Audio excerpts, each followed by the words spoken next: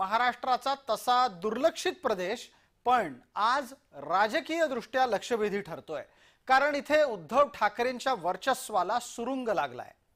राजन साळवी यांनी ठाकरेंना कंटाळून पक्ष सोडला आणि त्यांच्या मागे पक्ष सोडणाऱ्यांची रांगच लागली आहे।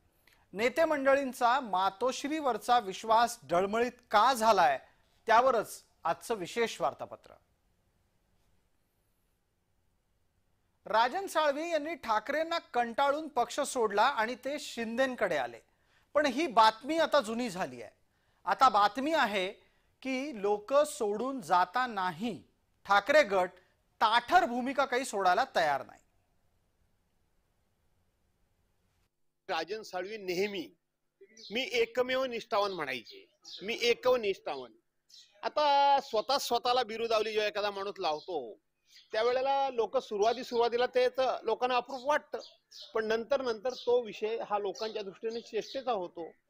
आता उद्या किंवा आज आपण म्हणता त्या पद्धतीनं राजन साळवींचा जर पक्षप्रवेश झाला तर हे राजन साळवींनाच विचारा की आता ही बिरुदावली तुम्हाला लावावी का? हे स्वागत आहे का कबड्डी करून आपल्या पाल्यामध्ये आतमध्ये घेऊन नंतर यांना वरती उचलून आपटण्याकरता म्हणून त्या ठिकाणी तयारी आहे, हे येत्या काळामध्ये दिसेल। बाळासाहेब आपल्या सहकार्यांना सवंगडी समजायचे, पण नंतर त्यांच्या पश्चात सहकार्यांना नोकर घरगडी अशा पद्धतीचं जे वागणूक दिली गेली आणि त्यामुळे या एकनाथ शिंदेला 2-2.5 वर्षापूर्वी या राज्यामध्ये एक उठाव करावा लागला। आता ठाकरेंचा करिश्मा कोकणातून कमी होतोय हे त्यांच्या सैनिकांना लक्षात आलंय आणि ज्या वेळेला नेत्याचंच काही चालत नाही हे लक्षात येतं तेव्हा कार्यकर्ते पटापट आपले पुढचे राजकीय मार्ग अधिक सुरक्षित करण्याच्या कामी लागतात। तेव्हा कोकणातून आता ठाकरेंना कोण सोडून जाऊ शकतं याची शक्यता वर्तवण्यात येते। ज्यांच्या नावांच्या बाबत चर्चा आहे तीही 2 मंडळी आहेत। एक आहेत भास्कर जाधव, रत्नागिरीतलं नेतृत्व आहे, दुसरे आहेत वैभव नाईक।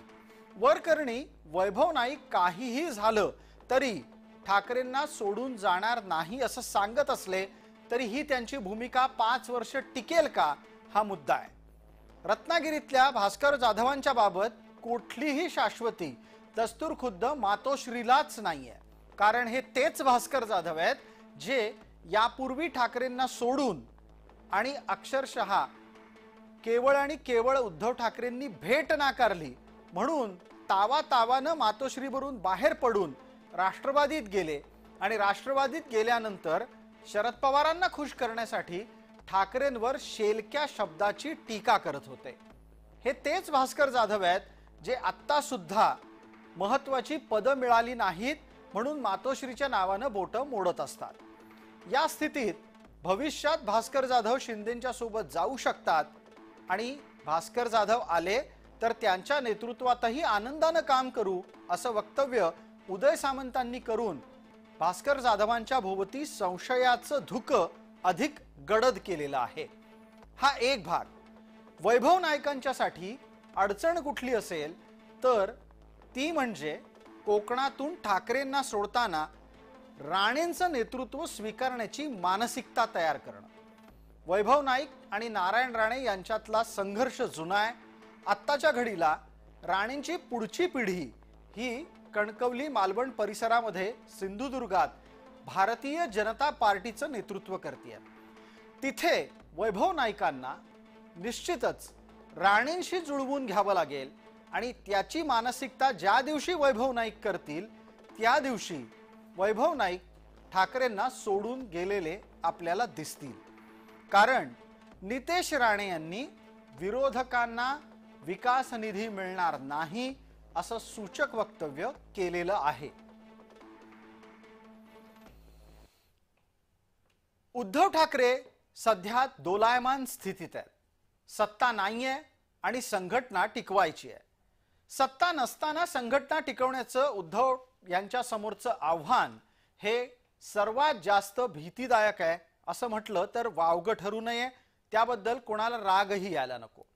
संघटनेला खरं तर या वेळेला सर्वात जास्त भीती आहे ती भाजपापेक्षा एकनाथ शिंदे यांच्याकडून। कारण केंद्रात आणि राज्यात 2029 पर्यंत उद्धव ठाकरेंना विरोधात बसायचंय हे निश्चित आहे. त्यांना ऑपरेशन टायगरची भीती वाटते ती यामुळे. ठाकरेंचा मराठी आणि हिंदू मतदार दुरावलेला आहे, त्यांच्यापासून तो लांब गेलेला आहे. ठाकरेंच्या पुढच्या पिढीचं नेतृत्व आदित्य ठाकरेंच्या हातात गेलंय. म्हणूनच आदित्य ठाकरे खासदारांनी कुठं जेवायचं याचे हिशोब किंवा निर्णय घ्यायला लागलेत. संघटनेचे आर्थिक स्रोत घटलेले आहेत आणि त्यामुळेच मुंबई महानगरपालिका हाती राहील की नाही याची चिंता आता ठाकरेंना सतावतीये. म्हणूनच ठाकरेंचे शिलेदार आता स्वतःच्या भवितव्याची चिंता करत निर्णय घेऊ लागलेत. ये अंदर की बात है, संजय राऊत महायुती के साथ है असं वातावरण, असं वाटावं असं ते स्वतः निर्माण करतात. महाभारतामध्ये कर्णाचा पराभव होण्याचं कारण शल्य होता.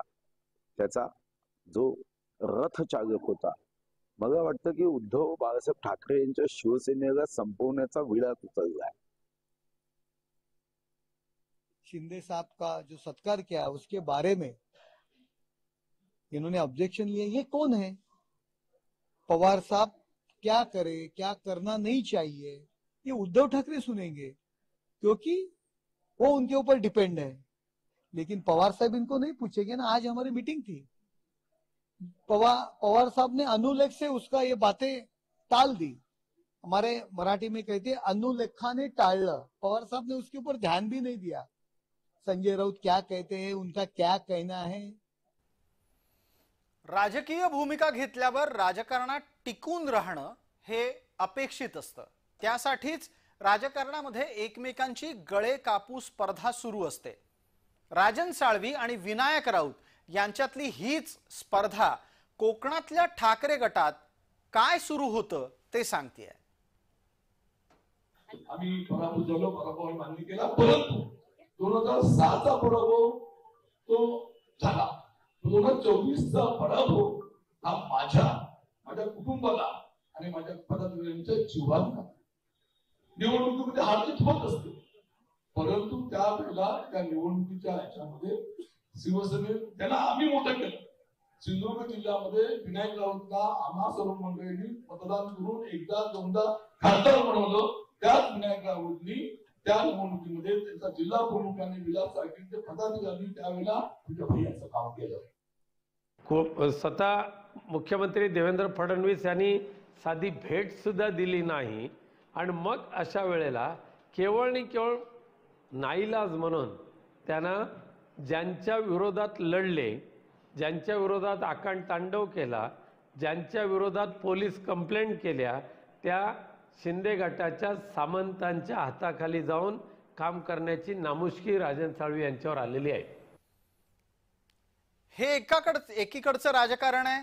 दुसरीकडे कोकणामध्ये शिवसेनेला ठाकरे गटाच्या दुसऱ्या धक्क्याची तयारी करावी लागते. ठाकरे गटाला कोकणात दुसरा धक्का बसणार आहे तो सुभाष बने यांच्या रूपानं. सुभाष बने शिवसेनेच्या वाटेवर आहेत. येत्या 15 फेब्रुवारीला ते एकनाथ शिंदेंचं नेतृत्व स्वीकारणार आहेत.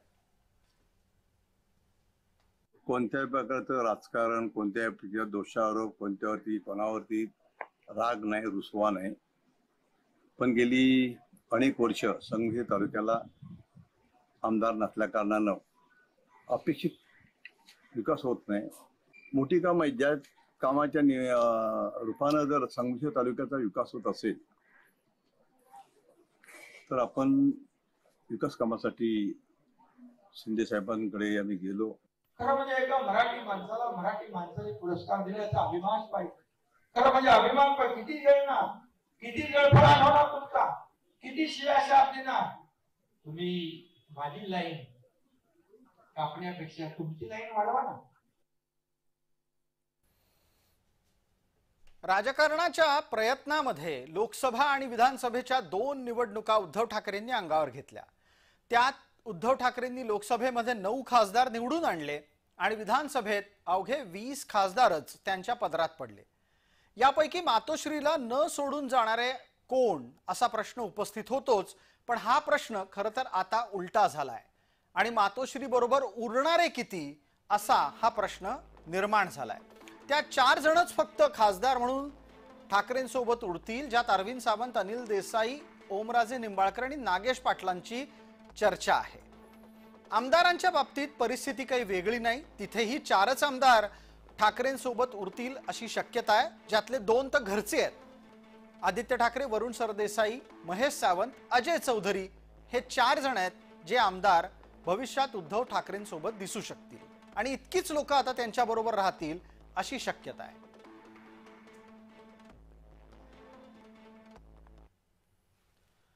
अशा स्थितीमध्ये ठाकरे गटाच्या खासदारांनी मात्र एकजूट दाखवण्याचा प्रयत्न केलाय. अरविंद सावंत दावा मात्र जोरदार करतात. आदरणीय उद्धवजींनी यापर्यंत स्पष्ट सांगितलेलं आहे, ही जी कोणी माणसं जात आहेत त्यांच्या बुडाखाली काय आहे ते पहा. जे गेलेत ते का गेलेत याचं एकदा समीक्षण करा तर खरं तुम्ही. का गेलेत, एक मिनिट, का गेलेत?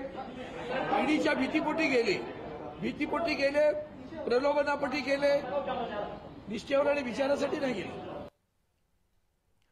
आतापर्यंत शिवसेनेला कमी वेळा गळती लागली नाही. इतिहासात तर सर्वाधिक वेळेला बाळासाहेबांच्या हयातीमध्ये ज्यांनी कोणी शिवसेना फोडली त्यांचं नाव आहे शरद पवार. पण त्याच शरद पवारांच्या सोबत उद्धव ठाकरेंनी पुढे जाऊन मुख्यमंत्रीपद भोगलंय आणि यानंतरच शिवसेनेला न भरून येणारी हानी अनुभवावी लागतेय. कोकणातून त्याचमुळे मातोश्रीचं अस्तित्वच संपणार अशी चिन्ह आहेत. ठाकरेंचे शत्रू आता कोकणात त्यांच्या विरोधात पुरते एकवटले आहेत. उद्धव ठाकरेंसोबत कोणी शिल्लक राहणार नाही.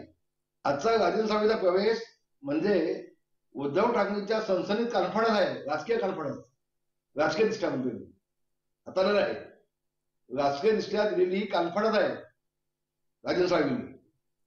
आणि याच्यापुढे असे अनेक कानपट्या उद्धव ठाकरेंना भेटणार आहेत महाराष्ट्रातून, तुम्हाला लवकरच कळेल. अजून पुष्कळशी नाव आहेत, पुष्कळसे लोक रांगेमध्ये उभे आहेत प्रवेशासाठी. कोणी शिल्लक राहणार नाही उद्धव ठाकरेंकडे. उभाटा नावाचा जे काही गट आहे तो आता संपलेला आहे. बाळासाहेबांचे विचार तिथे राहिलेले नाहीत. महाविकास आघाडी इथं भावपूर्ण श्रद्धांजली झालेली आहे आणि म्हणून जिल्ह्याच्या महाराष्ट्राचा विकास करायचा असेल तर भारतीय जनता पक्ष आणि महायुतीच्याच माध्यमातून होऊ शकतो असा ह्या आमच्या सगळ्या सहकाऱ्यांना विश्वास बसला असल्यामुळे आज चांगल्यातले चांगले, म्हणजे आम्ही घाण घेत नाही, आमचं काय डम्पिंग ग्राउंड नाही. एखादा नेता जेव्हा आपला वर्षानुवर्ष राखलेला पक्ष सोडतो आणि दुसरीकडे वाटचाल करतो त्यावेळेला त्या नेत्याचे काही आडाखे असतात. हे आडाखे बऱ्याचदा स्वतःच्या राजकीय वाटचालीच्या बाबत असतात, पण नेते मंडळी फार हुशार असतात. त्यांना बदललेली राजकीय परिस्थिती सुद्धा लक्षात येत असते. आता जे नेत्यांना लक्षात येतंय ते आम्ही तुम्हाला दाखवतोय आणि आमच्या अनेक कार्यक्रमांमध्ये जो तपशील आम्ही मांडलाय तो आम्ही वारंवार मांडत राहू, कारण ऐतिहासिक महाजनादेशाचा अर्थ तुम्हाला लक्षात ठेवावा लागेल. पहिल्यांदा तर तुम्ही आकड्यांवर नजर टाका. भारतीय जनता पार्टीकडे 137 आमदार आहेत, शिवसेनेकडे 60 आणि राष्ट्रवादीकडे 41. सगळे मिळून जवळपास 238 आमदार आता महायुतीकडे आहेत. हे इतकं मोठं संख्याबळ आहे जे इतिहासात कधीच कुणाला प्राप्त झालं नव्हतं आणि परिणाम स्वरूप याचा साधा आणि सोपा अर्थ असा आहे की महायुतीच्या घटक पक्षांनी भाजपासोबत गपचूप नांदायचं आहे. जर समजा एखाद्याने काही कुरकुर केली तर या महायुतीतल्या भारतीय जनता पार्टीच्या नेतृत्वाला काहीही फरक पडणार नाही.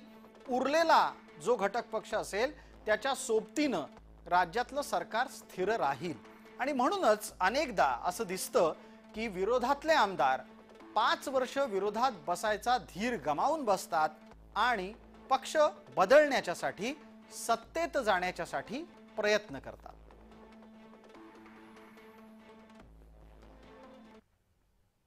एकीकडे उद्धव ठाकरे भूमिका बदलायला तयार नाहीत तर दुसरीकडे शिंदेंनी मात्र शिवसेनेतले नेत्यांमधले परस्परातले मतभेद मिटवून कोकणात संघटना बांधण्याच्यासाठी आघाडी घेतली आहे. त्यांनी साळवी आणि सामंत यांना समोरासमोर बसवलं, त्यात ते स्वतः बसले. साळवी, सामंत, शिंदे अशी चर्चा झाली आणि गुण्या गोविंदानं राजापूर लांज्यातलं राजकारण करा असा स्पष्ट आदेश शिंदेंनी दिला आणि साळवी सामंतांमधला वाद मिटवला. भाऊ कुटुंबाच्या बाहेर गेला होता, परत भाईंनी कुटुंबामध्ये मला घेतलं, छोट्या भावासारखं प्रेम केलं आणि आज मी आपल्या सर्वांच्या उपस्थितीत भाई ज्या ठिकाणी आपण म्हटलं जातं दुधामध्ये साखर पडली की दूध मधुर होतं, तसं ह्या राजापूर लांजा विधानसभा मतदारसंघामध्ये जिल्ह्यामध्ये आज आम्ही सर्व मंडळी पुन्हा याच्यामध्ये आल्यामुळे दूध मधुर झालेलं आहे. तर भविष्याच्या काळामध्ये या जिल्ह्यामध्ये 100% शिवसेनाच होणार. माझं तर म्हणणं की तुमचा हा धनुष्यबाणाचा प्रवाह वर्षानुवर्ष चालू आहे. 3 वर्ष फक्त तुम्ही कुठेतरी वेगळ्या पक्षामध्ये होता, पुन्हा एकदा तुम्ही शिवसेनेमध्ये चालाय. जी शिवसेना वंदनीय बाळासाहेबांच्या विचाराची, एकनाथ शिंदे साहेबांच्या नेतृत्वाखाली चालते. राजन साहेबांना विधान परिषद देणार, राजन साहेबांना महामंत्र घेणार, हे मी बोलत नाही, हे मीडियाच्या माध्यमातून सांगितलं जाते. तर भाईंना मी एवढं नम्रपणे सांगेन की मला शिवसेना पक्षाच्या माध्यमातून आपल्या मार्गदर्शनाखाली आपल्या असताना सर्व काही मिळालं, मला काही नको. ज्या ज्या ठिकाणी शिंदे साहेबांची ताकद वाढणार असेल, ज्या ज्या ठिकाणी शिंदे साहेबांचे हात बळकट होणार असतील, तिथं कुठचंही कॉम्प्रोमाइज करायला उदय सामंत आणि किरण सामंत तयार आहेत. हे जाहीररित्या आज या ठिकाणी मी सांगतो आणि कुठेही विकास कामामध्ये अन्याय होणार नाही, कारण शेवटी आपण कुटुंब म्हणून काम करतो.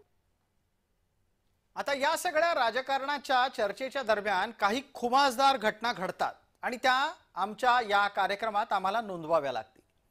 आता राजन साळवींनी पक्षप्रवेश केला. राजन साळवी शिंदेंना किती उपयोगी पडतील ते काळ ठरवेल, त्याचं उत्तर देईलच.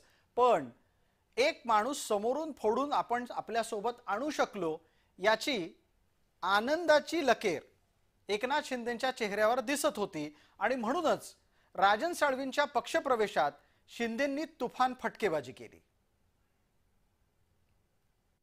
राजन साळवी आपण देर आहे दुरुस्त आहे, देर आहे दुरुस्त आहे त्याला म्हणतो ना आपण. सुबह का भुला शाम को घर लौटे तो भुला नहीं कहते.